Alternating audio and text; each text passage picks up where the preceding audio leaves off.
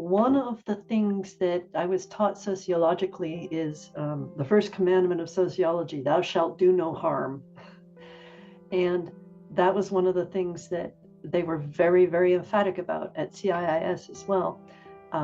For example, the reason I don't call them, for example, my informants or something like that, I call them participants, is because I was trying to make very, very sure that I was not structuring it as me, the researcher, studying these people down here, in some kind of hierarchy. The other thing I did was when I wrote the chapters about them, every single one of the families had the chapter sent to them so that they could read it and say, yes, I agree with this. No, I don't agree with that. I actually did have one person say, you got a couple things wrong there. And that was tremendously helpful. So yes, I made sure that everybody gave their okay on the chapter. And then when the dissertation was done, I sent them the link. My dissertation on ProQuest. I made sure to put that in an email, a thank you email to all of them as well. Now, past that, I have not pushed to keep contact with them because one or two of them seemed a little shy. They were like, I will talk to you, but I need to keep this, I want to be sure that this is all aliases, which I did. All of them are aliases except for the one family and the one participant who said, no, I want you to use my actual name. And the reason she wanted that is because the religious commune that she came up with, which is now like 20 years old, was the target of a concerted attack by the local township for like 8 years, trying to say, you're not really a religion, you have to pay your taxes.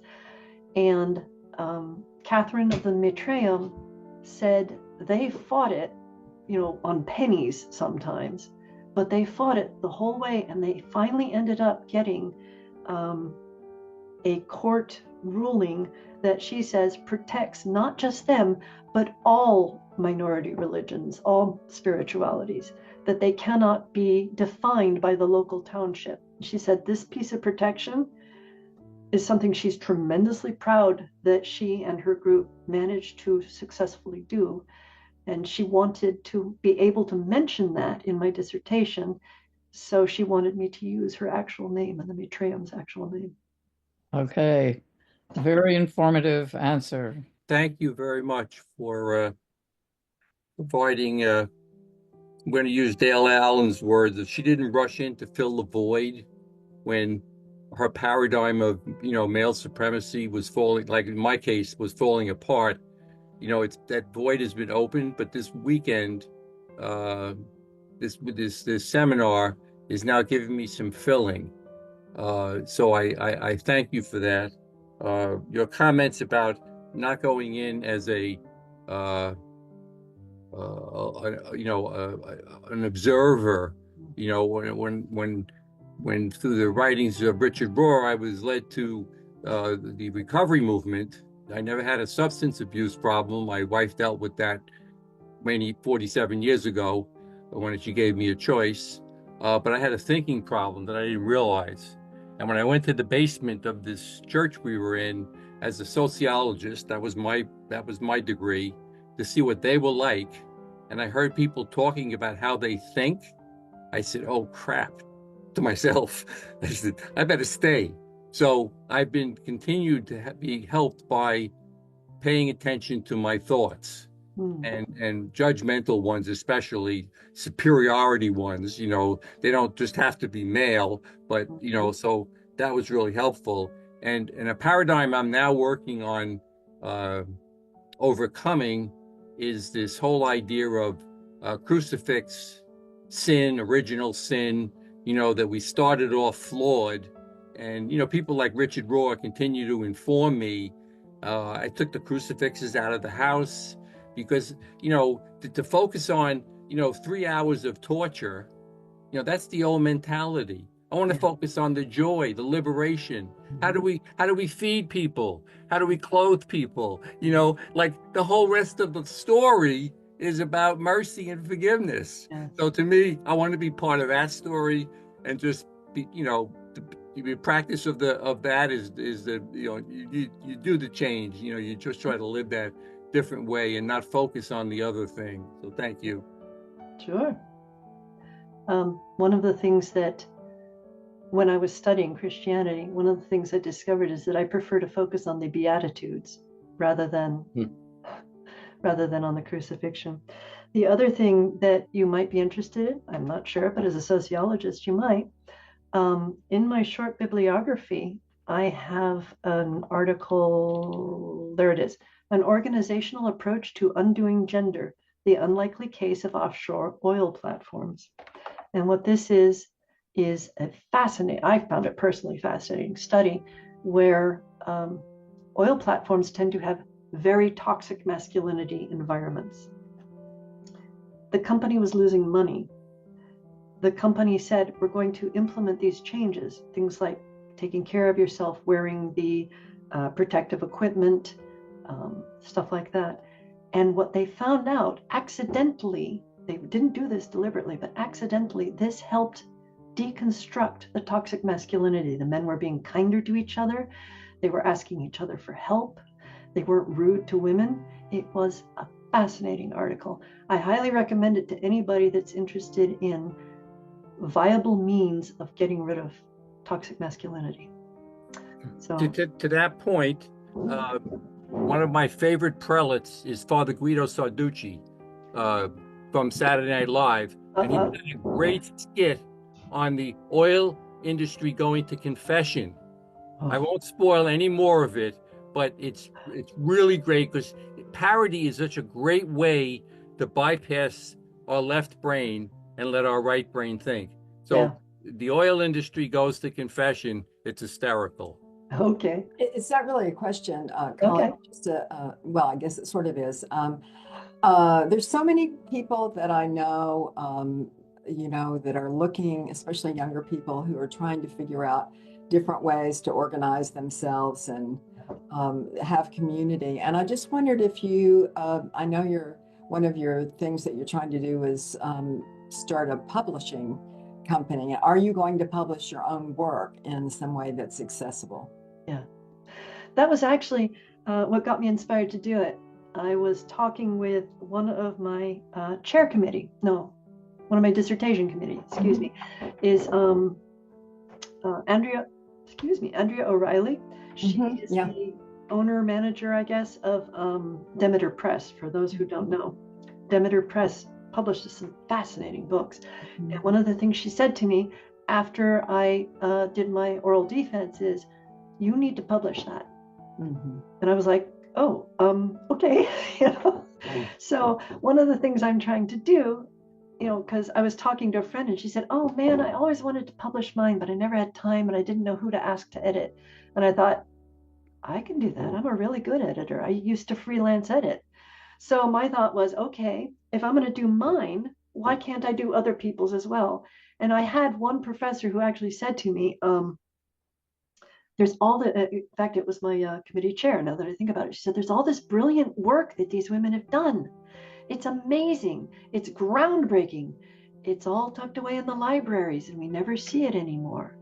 And I thought to myself, how can I make a difference with my dissertation, with the work I've done, with what I know? And that's what I ended up doing, is I decided, okay, I can do this. I am a good editor. I better be able to write by now, And so that was one of the things I decided I wanted to do, is I wanted to help other women get their fabulous research out to the world. It is harder than I expected to start a nonprofit in California, but I'm working on it. And one of the things I want to do is start a mailing list so that anybody that's interested can sign up for the mailing list, see where things are, give me suggestions on dissertations or theses that might work really well. I have a quick question. It's just something that's been percolating on my mind as you've talked about this, the activism of this, which to me is so critical. Yeah. And for me, like, the paragons of that for me, like that I have learned from either personally or just from reading, have been folks like Dr. Angela Davis and Asada Shakur and Emma Goldman and so I look back at and actually my little sister, my sister Ricky, who is one of the smartest people I know, in all honesty, and she just finished her master's thesis on women's militancy in Ireland during the Troubles. Did some really phenomenal research over at London School of Economics on this, and so I'm wondering about, I think about like the women's suffrage movement, which really saw its turn and its success when they started speaking the language of the patriarchy, which was violence, right? It's when they started using violence as one of their tools that they actually started to like really make it clear how serious they were. And so I'm wondering, the overturning of the patriarchy is so hard, and it is very much an uphill battle. And can it be done without that? Because my argument has always been it can't. But maybe it's because I've let the patriarchy like into my mind too much or colonize my mind too much. And so I'm curious if that's something you've really thought about it. I admit one of the things that I strongly agree with is I'm not sure if I'm pronouncing her name wrong, so I apologize ahead of time. Audre Lorde, you cannot deconstruct the master's house with the master's tools. And I feel strongly that one of the things that is important in all of the matriarchal societies that I've read about is how they face violence.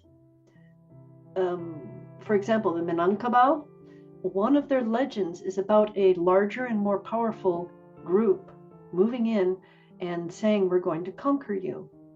And they said, well, instead of a battle, which will be painful and bloody, why don't we have a symbolic battle? You bring your biggest, this is not modern times, this is one of their legends. You bring your biggest, most powerful bull to represent your people, and we will bring ours. And they said, okay. And they brought in this big hulking bull, and the Minangkabau brought in a young bull. It wasn't very big, and the aggressors laughed because they knew this was going to be a cinch. What they didn't realize is that the Minangkabau had fastened a very sharp blade between the legs of their bull. So when the big aggressor bull tried to mount that bull to establish dominance, it injured itself and it fled. And symbolically, that symbolic battle, the Minangkabau won. And I think this is something that we can take to heart as well. We can simply battle, and it will be bloody and messy, and it will probably destroy a lot of good people. Or we can try to figure out a more clever, a more thoughtful, a more perceptive way of changing things.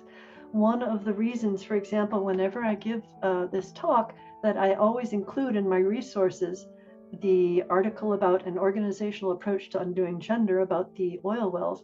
And I also try to always include Manitonquat's Ending Violent Crime Cheaply and Permanently, a vision of a society free of violence, is because they contain the seeds of how to undo toxic masculinity. And if we can undo toxic masculinity, then I think we will be effectively deconstructing the patriarchy. I love that. And if we can do it without violence, then I think we are not trying to deconstruct the master's house with the master's tools. Dr. Kelly, that's my belief. Such a good answer, such a good way to close you. that. And I appreciate everything you've presented here. And I'm so sorry to cut this off now, because this has been such a good presentation, just so excellent. Thank you. Thank you.